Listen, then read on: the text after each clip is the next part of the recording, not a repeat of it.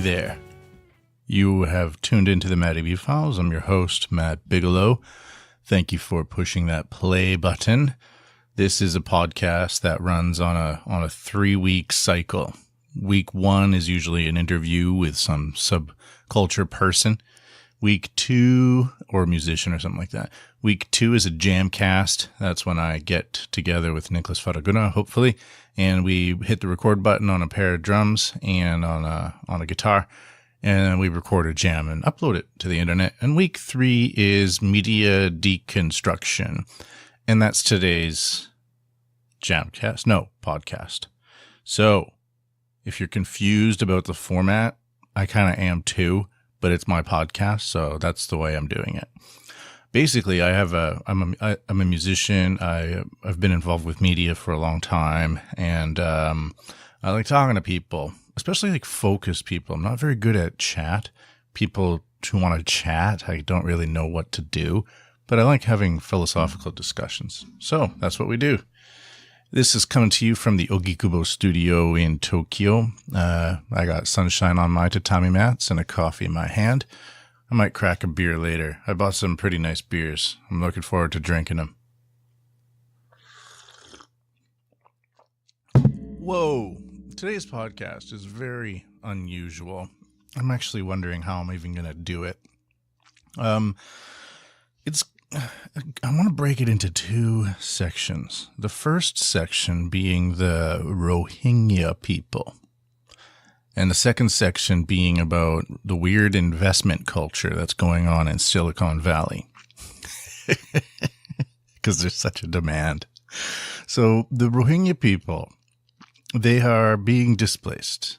They're being displaced in record numbers. So who are the Rohingya people? Well, the Rohingya people are a group of Muslims that live in Myanmar or Burma in the Rakhine state. The Rakhine state is on the northwest side of Myanmar, connecting to Bangladesh and India. It's a really unusual demarcation line, globally speaking. From the perspective of a globalist, they are also confused. It's like a territory that's shifting back and forth, kind of like in no man's land in World War I, where sort of by battle of attrition, you would gain a few kilometers here or a few kilometers there and then lose it the next day. This area of the world is very difficult to understand from a Western perspective. There's not a lot of historical legacy. There's not a lot of written legacy, and it's a part of the world that suffers from a lot of earthquakes, and not a lot of documentation has occurred there.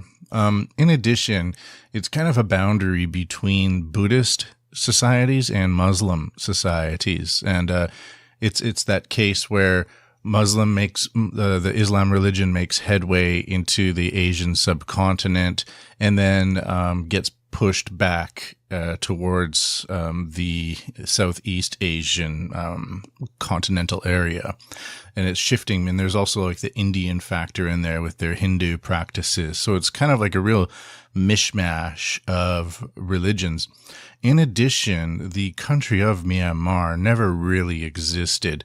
It's the way it is on the map now is that it has like a very mountainous area in the north and a very like tropically kind of area in the south. And the south is filled with like monsoons and waters, and the north is filled with hilly mountainous areas. And then there's all these hill tribes and different little interconnected populations that are very, like, they're interconnected, but they're isolated at the same time due to a lack of infrastructure and things like that. And basically, Myanmar was created by the British as a way to expand their territory, but also as a way to confuse the Britons in England away from the pressing domestic matters. They created this false flag, if you will. I know that term gets launched around, but they created this Myanmar problem, and then Myanmar was kind of taken over by the British, and it was part of the Indian colony, and then not really, and then it was again. And at the same time, this invasion by the British occurred just as Myanmar was kind of developing as a society, because there's all of these different parts of Myanmar from the north and the south that are kind of battling for territory and claim.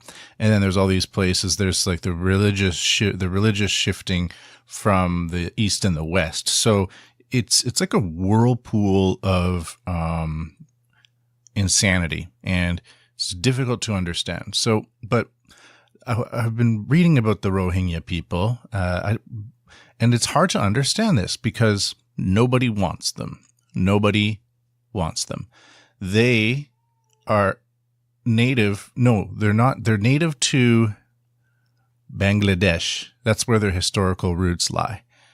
And when the British brought in themselves into Myanmar, the Britain at that time had that divide and conquer strategy. So the Britain brought in like thousands of administrators from the Bangladeshi area at that time. I'm not sure. I can't remember what it was called. So, Bengal. It's a historical area.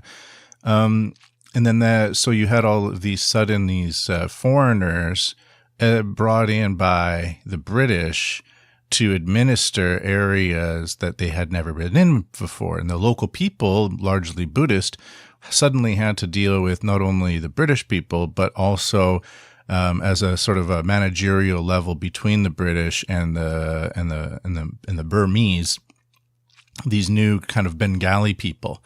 So there's also these other subsets of Muslim people that are part of Myanmar Burmese culture, and they are accepted as being there by the Burmese government. They have citizenship, but the Rohingya Muslims do not. They're not allowed to have they're not allowed to have Burmese citizenship. So this is a massive, contentious problem. Now, the Rohingya have kind of put themselves into this real pickle, as it were. When in World War II, this is so hard, by the way, in World War II, the Japanese came in, Japan being a Buddhist society, and the Japanese found some Burmese in China, sort of freedom fighter types, flew them down to Hainan and trained them to overthrow the British that were ruling Myanmar. So you had this kind of joining of Buddhist culture and Buddhist military, right? And then the Japanese with the Burmese try to expand and push the British out of Myanmar. The British fight back in the northwestern area of Myanmar. The Bengalis sided with the Rohingya, sided with the British at that time, and now you have more conflict brewing between the Buddhist and the Muslim contingencies within this area of Myanmar. Now, of course, the British lose, the Japanese win, and then the Burmese begin to move into this area of the Rakhine area, the Arakan, which was previously like this Buddhist empire, and previously to that, to World War II, or the British invasion, the Rangon, or the major Buddhist sect, wanted to expand its power, and so they invaded Arakan and won, and then established themselves as the Buddhist area in that area. And they brought all these Buddhists from the Arakan Empire, or the Rakhine area, back into central Burma, which left this huge amount of arable land just waiting. So when the British came in to this area, they also brought in all of those Bengali types, and then they settled there. So after World War II, these previously these Arakan Buddhists that were captured by the Burmese government at that time were brought back into central Burma. They began to trickle back to their homeland of Arakan, which is now called Rakhine, only to find it inhabited by this group of Bengali types, which then creates even more conflict. So you have conflict over land, you have conflict over religion, and you have conflict over government, and you have conflict over military history. So this is a major problem. So the Rohingya, as they begin to call themselves in 1951, is kind of a Bengali term for the area, not a Buddhist term or a Burmese term. So the Burmese government sees the Rohingya as a Muslim invading force, demanding their own political power. And that's why the Rohingya are not allowed to have citizenship, because they have governmental demands. So let's get some of these demands up. So this is some data taken from an article written by King Mountain Saw, who gives his own account of the Bengalis. He calls them Chittagonian Bengalis. So I know we have the demands mentioned, but this is just what he says. The Chittagonian Bengalis differ from the Arakanese in their features, complexion, and religion, as well as some customs which their religion directs. In writing, they use Burmese, but among themselves, they employ colloquially the language of their ancestors, either Urdu or Bengali. They never name themselves Rohingyas, but Arakan Muslims. Since they were assimilated into the native society, Burmese as well as Arakanese did not call them that name anymore, but used the term Muslims just to differentiate them from the natives who are Buddhists. So there we go. On the local level, they don't. The local Burmese don't agree that these people are even Rohingyan. They call themselves Chittagonian Bengalis. So this is a little population analysis from the British consensus, I believe. I've seen these numbers bandied about in various articles. So in 1871, the population of the Mohadman, this is, I guess, Muslims, was 58,000. The population of Burmese was only 4,600. And the population of Arakanese was 171,000. Now, these local Arakanese would be the Muslim, the Buddhists, I think. And then in 1901, the population of the Mohadman increased from 58,000 to 154,000. And then into 1911, it increased from 154,000 to 178,000, whereas the local Burmese population increased from 4,600 to 92,000.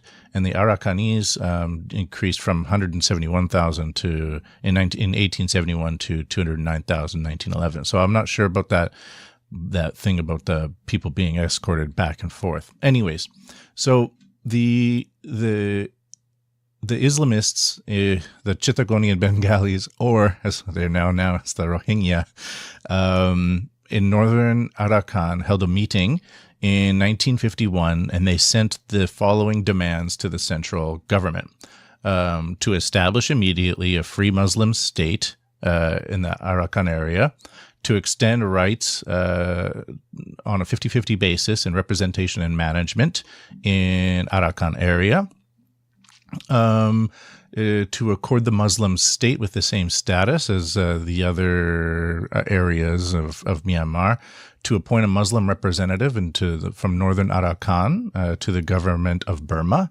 They also had things like pork and pork products should not be sold in Burmese markets. Pork and pork products should be sold only in special shops. Pork and pork products must be wrapped properly so that these cannot be seen by Muslims. And so these are very high demands for a military, towards a military government that's just established a foreign sovereign state post-World War II after hundreds of years of conflict. So the local Buddhist population finally gets their goal of establishing a Buddhist sovereign state for the Burmese after being occupied by England. And then these Muslim people from Bengal, the Chittagonian Bengalis, or the soon to become Rohingyas, demand that the local Buddhist population change their customs and change their ways and change their form of government. Now, I don't care about any of this, by the way. It's just indicating why the Rohingya are not being welcomed into Myanmar. It's again that borderline, like no man's land of a shifting religious influence, and one side is Muslim, the other side is Buddhist. The Buddhist wants that area to be Buddhist, the Muslim wants that side to be Muslim. So now we got post-World War II, Rohingyas don't get their ways. They're breeding, according to Muslim faith in that area, the husbands can take up to 4 wives. They're encouraged to convert the Buddhist women to Islam. And if the Islam women convert to Buddhism, then they are often, killed or estranged. And so then there's this conflict between Pakistan, India, and it wasn't East Pakistan and West Pakistan before the Bengal turned into, what's that country's name? Into Bangladesh. That's the name of the place. So we have Bangladesh, India, and Pakistan.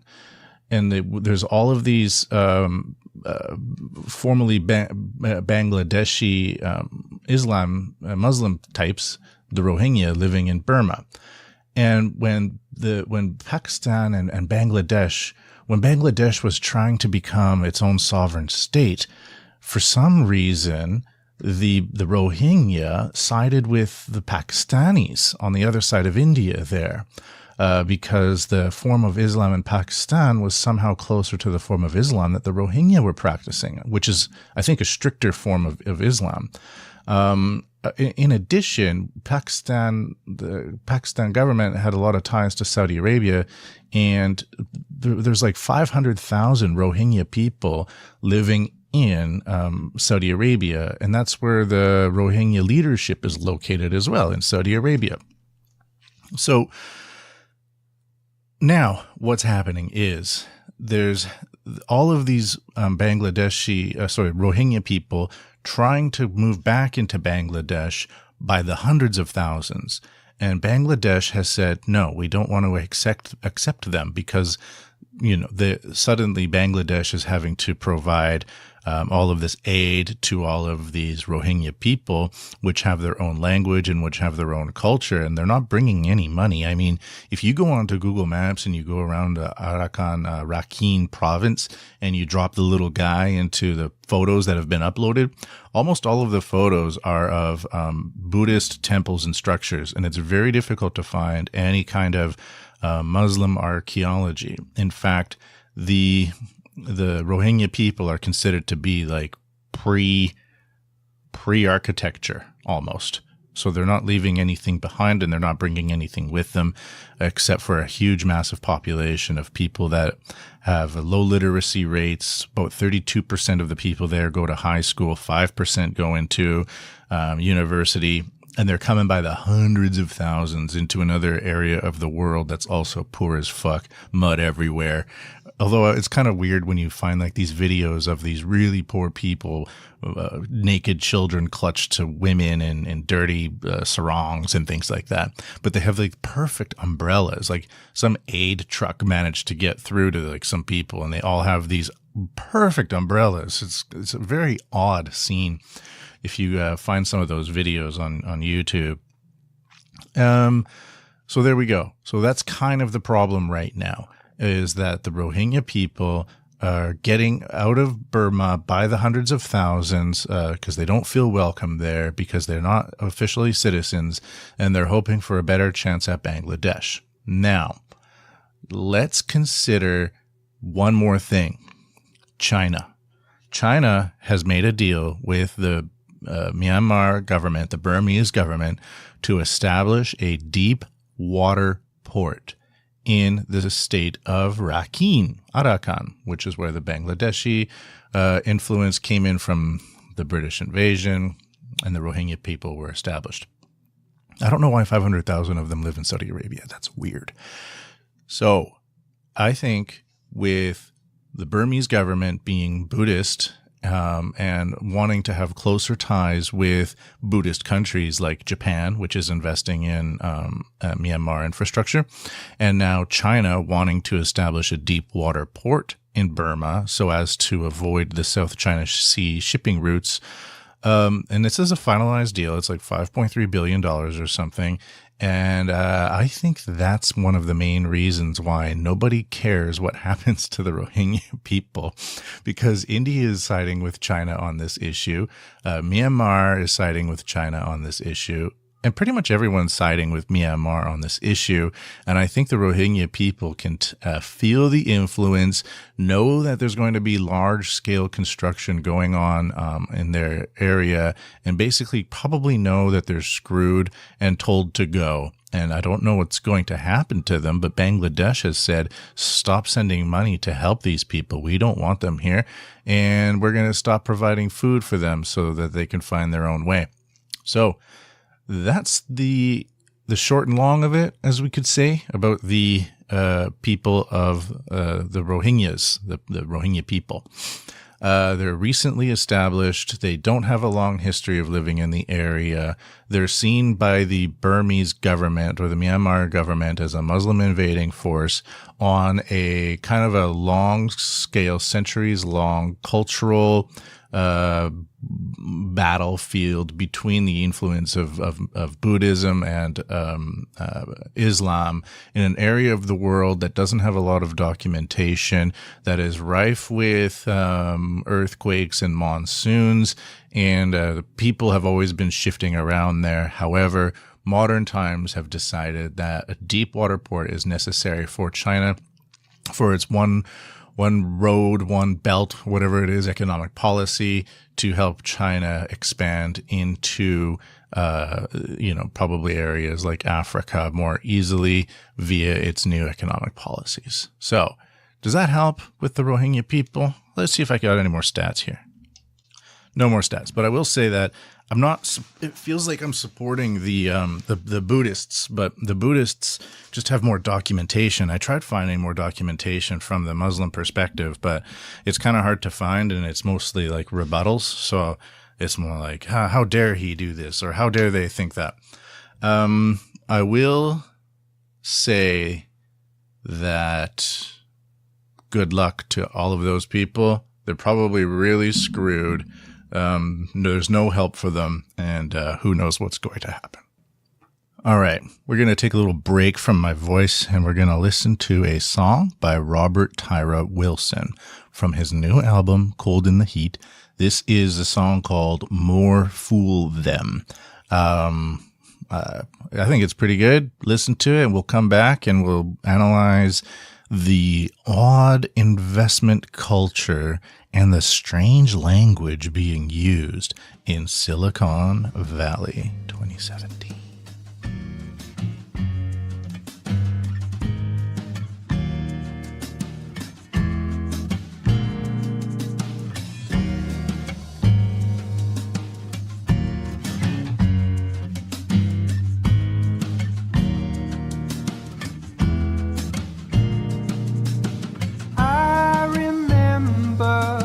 Aside, such a thin veneer, there's so much it hides. I remember tiptoes at the bar just to order a jar. My instincts were so sure, and then I started drinking. I grin when I know I can't win. I grin when I know I can't win. Another day, take me away. Well, before the morning, the same old crowd in the union. All these people are pretending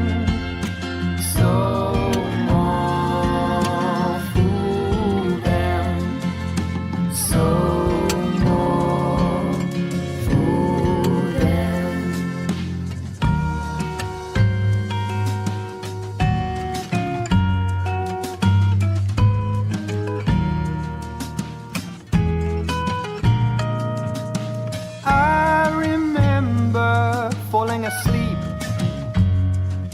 And when the flowers turn to thorns, the dystopia complete. I remember catastrophizing with my black and white thinking. And then I started drinking. I grin when I know I can't win.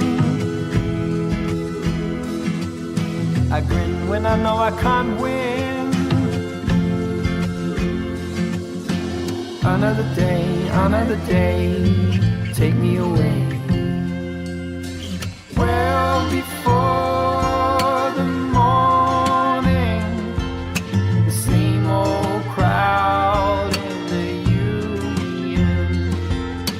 All these people are pretending, so more fool them, so more fool them, so fool them, so fool them, so fool them, so fool them.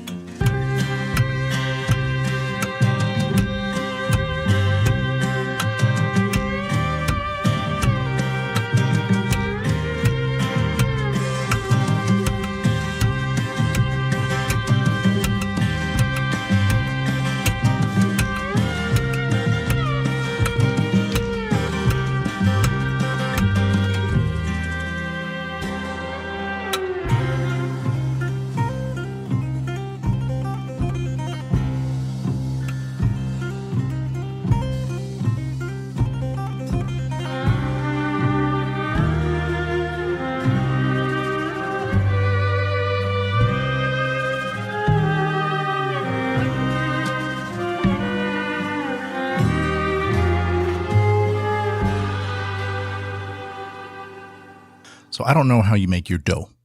I'm sure you make it somehow. You get in a car, you get on a train, you get on a bike, you go to a different room with a set of protocols that pay you either by a contract or by the hour. Then you go and take that money and live your life, do what you do. I make my money these days in technology, in a big global tech firm where I've set up a paperless school to help software engineers develop their language skills. We focus a lot on artificial intelligence, IoT, all those types of things. And, sometimes some goofy stuff too, because tech can be really goofy at times. So Silicon Valley is, of course, the center of tech. It's where everyone wants to go and have a startup. It's the big thing to do these days. I'm working in a startup. So I went and found, this is from businessinsider.com, and we're going to take a look at some of these startups from the point of view of investors. And I don't know if investors are smart or they're just pissing their money out like crazy in Silicon Valley. But I think there's a bubble there, and I think the people talk weird, and I'm not sure if the services they're providing are provided to other people who are not the ones making their services. Like it's like a circular loop of startup services that help other startup services. For example, I had Kay on a while back, and she was talking about social branding, and she was talking about shared workspaces. So I was like, okay, WeWork. WeWork is one of the main ones, and I was like, okay, so startups use WeWork as a shared office space. What do the startups do at WeWork? How do the startups make their money, right? Because it costs a lot of money. Like if I wanted a personal office, I have to pay $1,000 a month. So I would have to make more than $1,000 a month from my own personal work as working in tech. So who are these people? So I went and found this website, businessinsider.com. It's not very good. It's okay. But it has a list of how much money is being invested into startups in Silicon Valley. Well, okay, that's a long intro. So there we go. So number 18. And now I want to explain how weird this is, just by like a step-by-step thing. And we're going to use some YouTube. We're going to use some internets. So here we go. Number 18. This company is called Icertis. It's raised $47 million. Its current valuation is $242 million. And the little explanation here is Icertis is a Seattle-based startup that offers cloud software to help companies manage contracts. Now, I've just shaken my fist in protest because I don't know what this means. I don't know what this means. Oh, I do now. Someone explained it to me. But listen again. Icertis is a Seattle-based startup, okay, that offers cloud software, okay, to help companies manage contracts? Why do companies need help managing contracts? So off we go to get some, let's do some investigative journalism, Icertis into the YouTubes, and let's see what happens. So here's the demo video. Contracts are the bedrock of commerce that businesses are built on. Okay. They define everything about how a business operates, All right. from prices and incentives to the complex relationships of global supply chains. Okay. But contracts are often underutilized because it is so difficult to get visibility into them.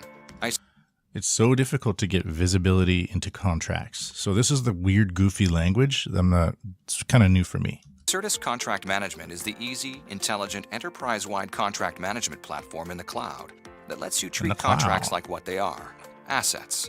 Powerful documents with the potential to maximize revenue, simplify compliance, cut costs, and reduce risk. The Icertis platform empowers individuals to work with contracts like never before, which can speed time to market and cut operational costs. The platform has a modern, intuitive interface that makes it easy for people in your organization to create, edit, negotiate, and approve contracts quickly and efficiently. Working with third-party paper is simple, thanks to intelligent character recognition and integration with Microsoft Office. Just bring the paper into the system and compare it in real time to your own approved language, with detailed deviation analysis and the ability to quickly suggest changes or give approvals from any smartphone or device. What is that? Your own approved language? Just bizarre. Microsoft Office, just bring the paper into the system, approved language with detailed deviation analysis. Like this is trying to make things clearer. Now, apparently somebody said, okay, smaller companies don't have enough money to afford a legal team. This program can kind of replace your lawyer, which probably sounds good to the people listening to this podcast because we all have policies about lawyers here, apparently. All right. So, okay. So that's the first example. So that's apparently worth $242 million. That's what I don't understand. Number 17, Confluent. It's raised $81 million, and its current valuation is $532 million. And Confluent is the commercial version of open source software Apache Kafka, and the company was founded by the creators of Kafka. Kafka is a way for software developers to add real-time streaming data in their big data apps. That's weird, man. I don't know. It's worth $532 million, and it's apparently free. There's an open source version, but the people that made the open source version made a commercial version, and now they've raised $81 million. And the icon or the logo for this company called Confluent, it's like this weird cloud shaped thing with a sunset inside of it, and then there's like this person holding up a flag. It's so goofy. All right. I'm not sure how much more I want to do this. Okay, I'm going to do it. I'm doing it. Number 16, C3IoT. This one has raised $142 million.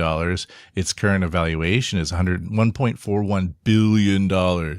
And it's provider of a cloud server designed to host big data, AI, and Internet of Things applications. So I'm like, okay, that sounds nice. Let's look it up in the YouTube and see how they're promoting their product. C3IoT. They have this person talking about their company and what she is proud about. So she's kind of this younger Asian looking woman, but her English is obviously American. Come on. They'll have a shitty music. My name is Maggie, and I am the manager for the application engineering team. My team is responsible for building data-intensive, smart enterprise applications across different industries.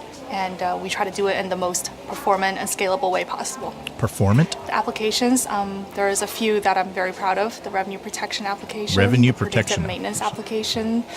We also have a great enterprise application. They are essentially aggregating millions of different kinds of smart meters informations across different regions, and we are producing analytics, results, cool UIs for these data points that otherwise would probably just be lost in the universe. Again, there's that weird kind of language that no one else is using. No one else uses that. Informant? Who says the word informant? Who just rolls off the word informant off the tip of their tongue? Intensive smart enterprise applications. Industries. Across different industries. So, again, it's just this repetition of bizarre language, cloud and you know, data points and things like that. Next, Smartsheet raised $121 million.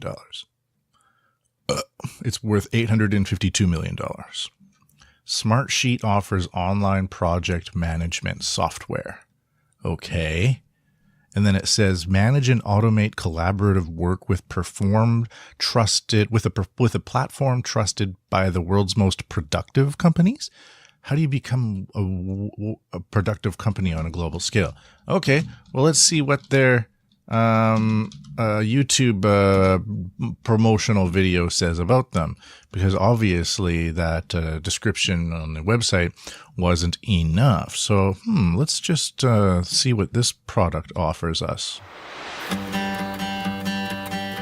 If your work could talk, what would it say? Don't know. So it seems like we should be able to wrap this project in a couple of months, right? Translation? It's going to take twice as long and cost 3 times as much. Okay. She's working on V3 of that spreadsheet. Unfortunately, the rest of the team is working on V7. So in this case, it's a little kid looking at his mom working from home, and somehow he knows about the versions that they're working on. He thought she did it. She thought he did it. It's not done. Guys, we need to get this process fixed, like now.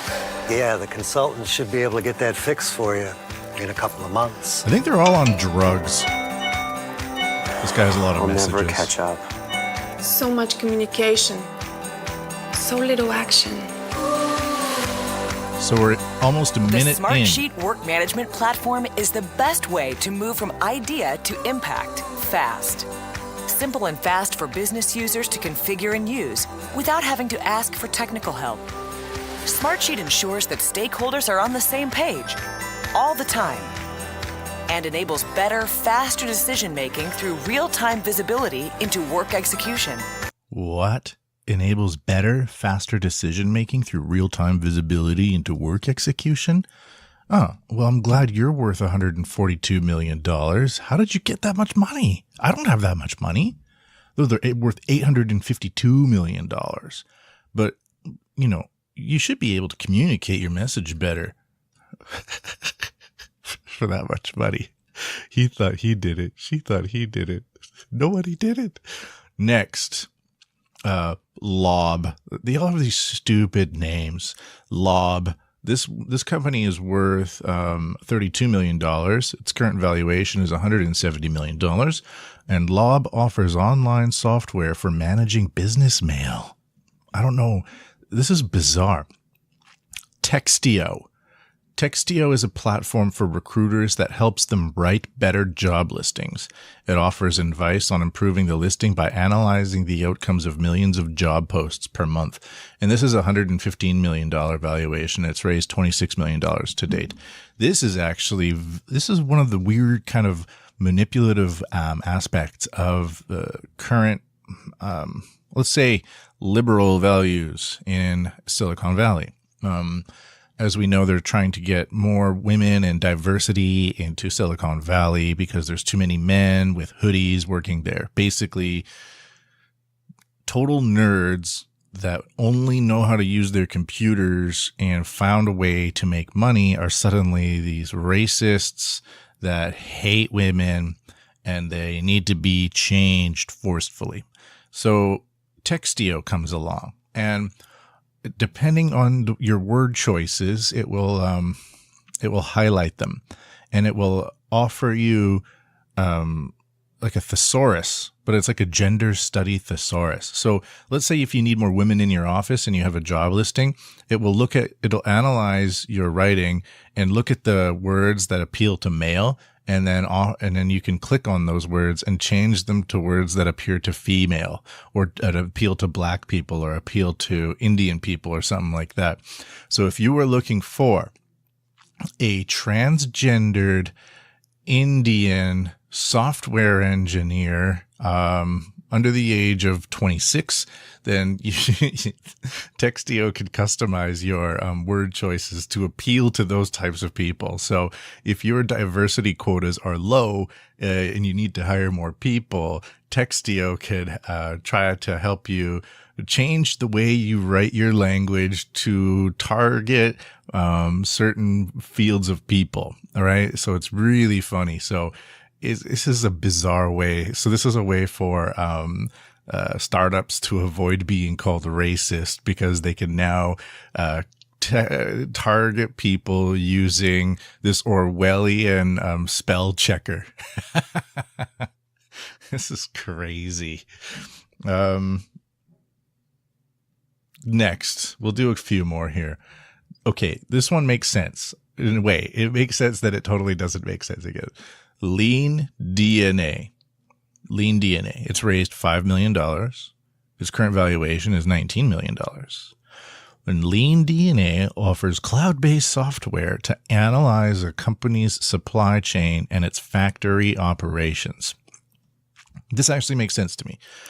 IoT uses sensors and real-time data. Factories need to monitor their equipment, their temperature, location settings, know which, conveyor belts are moving at which speeds, for example, which parts are in which machines and how long they've been there and when they might need to be replaced based on previous data. That kind of makes sense.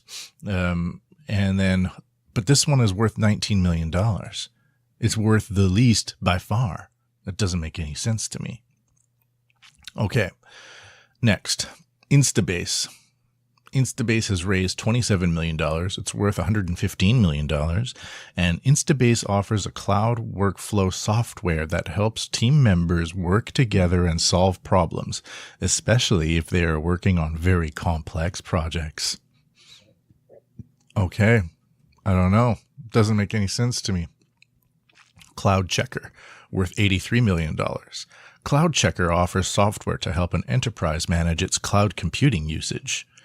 It's just weird. It's just weird. All right. So what's the message here from the old Silicon Valley people? I'm not sure what it means, because they have millions, hundreds of millions of dollars by investors. But I don't see why I would use any of these. I don't know. It's really confusing, and I hate it. How about that? It's really confusing, and I hate it. I don't know how you feel about this. I don't know if you hate it, but doesn't it make you feel weird when you hear all that language, like promotes workflow cloud solutions with high interoperability and real-time solutions for a decentralized network of support staff for your internationalization efforts in real time? It's like, what does that even mean? It's just a bunch of gobbledygook. It sounds like Geordie LaForge in Star Trek when he has to fix an engine or something like that. Just a rush of gobbledygook comes out of his face, and then he fixes the problem. This feels like that. This feels like a whole bunch of people just spewing out gobbledygook, trying to attract money so that they can then provide solutions to problems that don't really exist. And I'm not sure how these people can make money. This is the weird thing. is that I can understand investing in something like McDonald's, because McDonald's makes hamburgers and people like hamburgers. So I can kind of see an end user. I can see people investing in Porsche because people want Porsches, Porsche. But I don't know why online project management software. The end user is just another startup that needs some help with their startup. So is this like startups helping startups be better startups, but without actually providing long-term solutions to anything? Or is there just so much money being centralized in places like Google and Facebook that they can afford to invest millions of dollars as if it's nothing into technology that then they can maybe incorporate into their own platform to help make it more efficient on some sort of efficiency level to improve their efficiency goals set by the efficiency managers deeply embedded somewhere in this tech community where people need to make programs just to have programs approved so that they can get a paycheck. So you see where I'm going with this? It's like the bureaucracy is expanding to meet the needs of the bureaucracy. It's one of those things. It's a technological bureaucracy, creating work for the sake of creating work. Oh, that's right. I had an idea. I'll finish with this. The idea that robots are going to take over the world, it's been established. We hear it all the time. Artificial intelligence agencies, artificial intelligence programs are going to replace lawyers. Artificial intelligence is going to be able to put into cars, and all the taxi drivers will be, roaming the streets, a hat in their hands, looking for some sort of courier work. Maybe they all join Amazon.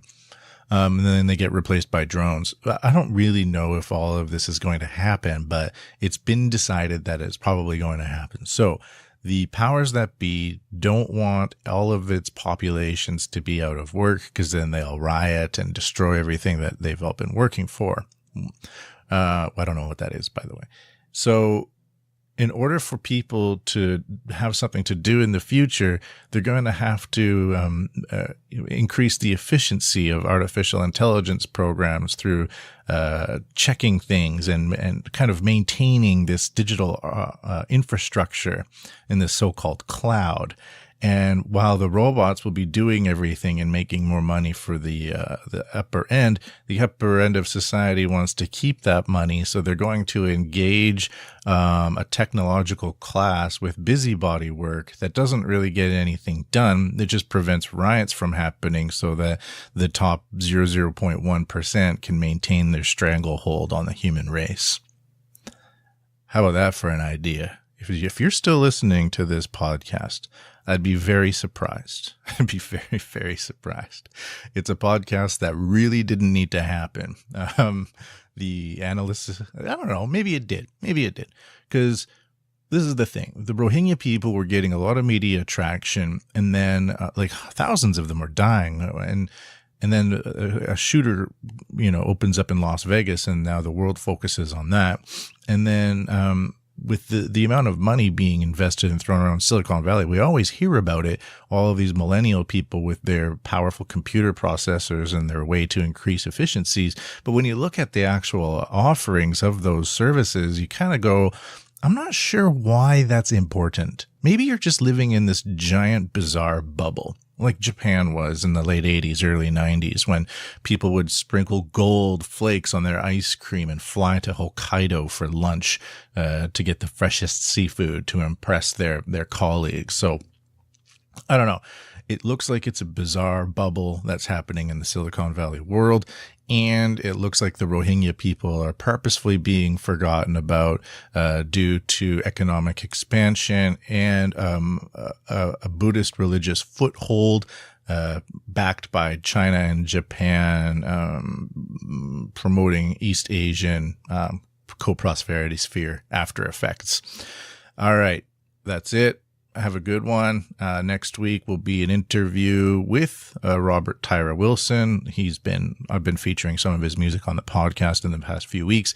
We had a delightful conversation, so we'll be posting that up next week. All right, and just a little add-on at the end here. I've had a lot of coffee. I think the podcasting scene is changing. It's growing in many ways. It's shrinking in others. My iTunes podcast app has been updating some podcasts and not others. And I also find myself going to more websites or other apps more often these days than just having all of my podcasts located in one tidy little area. So if you found this podcast, however which way, and you enjoyed it, thank you. You can also always find all of the episodes on my website. That's www.matthewpmbigelow.com. You can also Google the Matty B files or put it into a search engine and boom, it pops up. Or it's always available as well on Podbean. So you can find it on Podbean, the Matty B files on Podbean, or just go to my website or enter the Matty B files into a search engine and I should be popping up at the top there. And that way you can come back whenever you want, click on the play button, and it should be easy enough to listen to it that way. And not just for myself, but it's also just a little hint of advice for other content or other materials. It's not always appearing through one place these days. It's spreading to other forms. So you can, if you've ever listened to a podcast and you liked it, or you remember something about the guest or the host, whatever it may be, or the content, you can, I suggest entering that podcast name into a search engine, and you can probably find a website there and get to it that way. There we go. I'm finishing off my coffee buzz with a Alpha Citrus Australian XPA. It's delicious. It's an extra pale ale from Australia.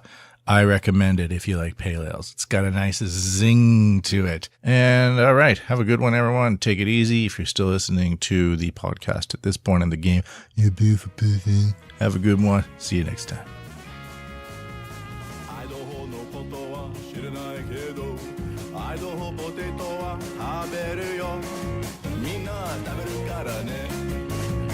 Idaho 行ったら国立公園で月のクレーター見るんだみんな見てるからねボイシーの近くで何か食べに行こうみんな食べるからねみんな食べるからねホーチミンで会った女の子名前はセブンお気に入りの筋は11僕はいい気分セブンイレブンいい気分チャンビールチャンビールタイのチャンビールちゃんと酔っ払ったよみんな酔っ払おうからねそれであゆたや雪のチケット買って歩き回っても酔っ払ってたよみんな見てたけどねメコン川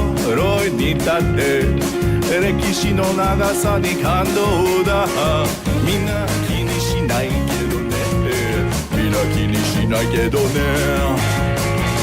ホーチミンで会った女の子名前はセブンお気に入りの筋は11僕はいい気分セブンイレブンいい気分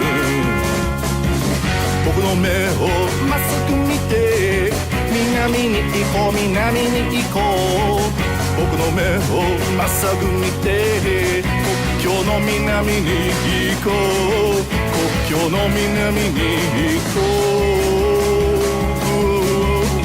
みんないないところはいいね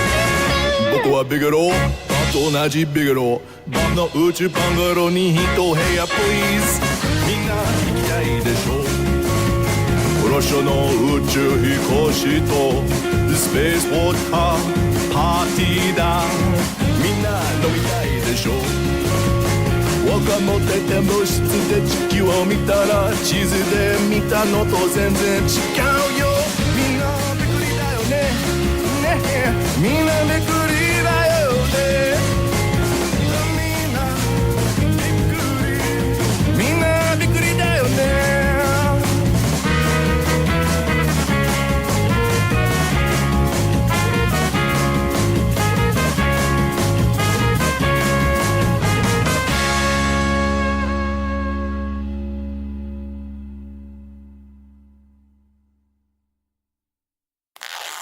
Falcon Pass.